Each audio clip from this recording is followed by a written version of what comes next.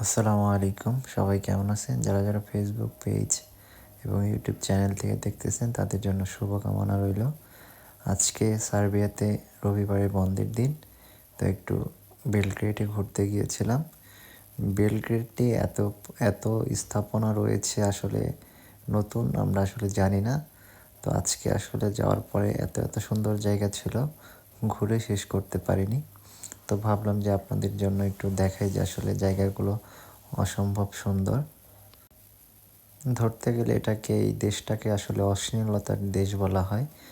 এখানে কোনো নিষেধ নেই যে আপনি একটা ভালো কাজ করলেও আপনাকে কেউ দেখবে না, খারাপ কাজ করলেও দেখবে না।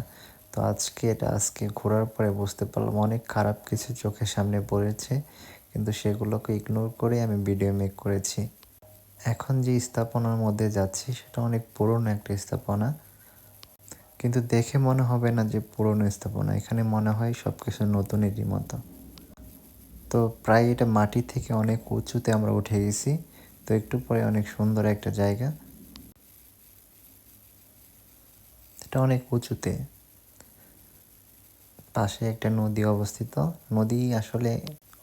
নদী বলতে আসলে নদীর কোনো ওইরকম ঢেউ কিংবা স্রোত ওইরকম নেই, শুধু দেখে মনে হচ্ছিল যে একটা নদী। তো ফাইনালি একটা চমৎকার একটা ভিউ ছিল।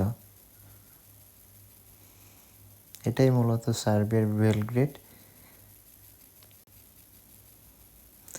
তো আমরা আসলে ঘুরতে ঘুরতে জায়গাগুলো শেষ করতে পারতেছিলাম না, এখানে সবাই সবাইকে নিয়ে ছবিতে ব্যস্ত ছিল। তো আজকের মতো এই পর্যন্ত, সবাই ভালো থাকবেন, সুস্থ থাকবেন।